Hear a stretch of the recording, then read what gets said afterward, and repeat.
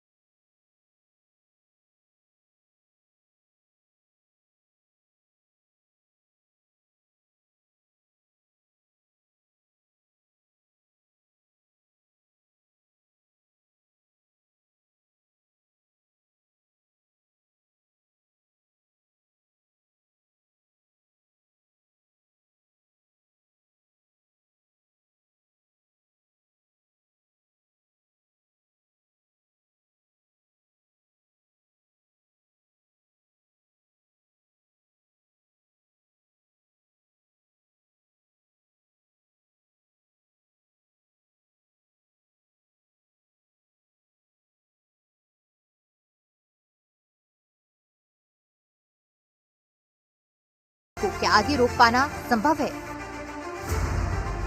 तारीख 2 जुलाई 2024, भोले बाबा का सत्संग कार्यक्रम। सूरजपाल उर्फ भोले बाबा आसन पर बैठा था। हजारों लोग बाबा को सुन रहे थे। भक्त बाबा की भक्ति में लीन थे।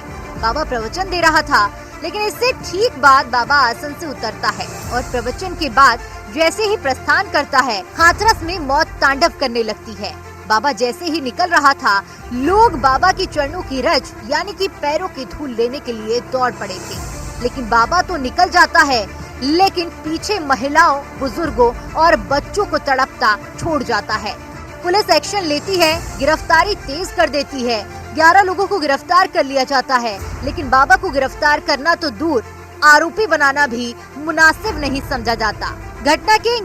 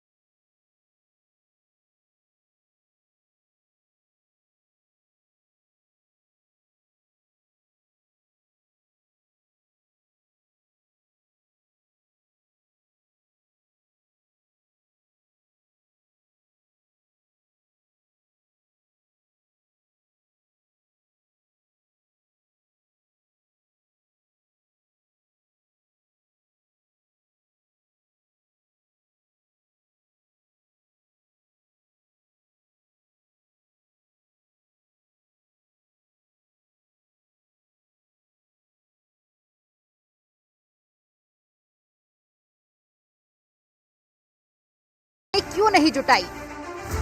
ये कैसे बाबा लोग अचानक बन जाते हैं, कैसे हजारों की भीड़ उसके यहाँ जुटने लगती है। आगरा में मेरे घर में जो औरत, बुजुर्ग औरत बर्तन बांधने आती है, वो भी वहाँ सुनने जाती है। और बहुत देर उसका फ़ोन नहीं उठा, तो मैंने उसका फ़ोन मिलाया कि कहीं मर तो नहीं गई वो भी बाबा के यहाँ। लेकिन वो थोड़ी देर पहले ही उससे निकल करके बाहर आ गई थी, उसकी जान बच गई। ये बाबा लोगों की इस तरह की भगदड़ की भीड़ ये पहली नहीं है, कई हो चुकी हैं, उन पर कोई कार्रवाई नहीं होती। और इन बाबाओं की जिम्मेदारी होनी चाहिए, जो हजारों लाखों लोगों को आप इकट्ठा कर रहे हैं, वहाँ पर उनकी जान पर न बनाए, उनकी जिम्मेदारी होनी चाहिए। कुछ बाबा लोग जेल भी काट रहे हैं, उनके लिए भी जब वो जेल जा रहे थे तो उनके हजारों भक्त भी इकट्ठे हुए थे और उनको निर्दोष घोषित करने की मांग कर रहे थे, और वो कह रहे थे छोड़ दो। ये गफलत कब खत्म होगी देश की जनता से, इसके लिए सभी लोगों को इंतजार है। दरअसल संभवतः धारा 52 है शायद, जब संविधान बन रहा था तो उसमें लिखा गया था कि आने वाले समय में देश की जनता में वैज्ञानिक चेतना पैदा करने का काम सरकार करेगी।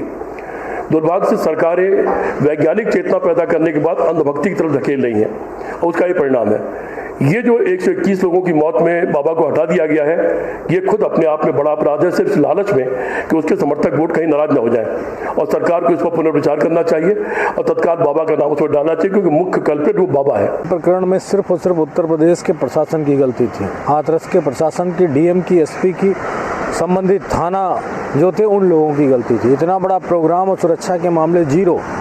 आखिर प्रशासन ने क्यों प्रोग्राम कराने की अनुमति दी अगर आप सुरक्षा व्यवस्था नहीं मुहैया करा सकते हो?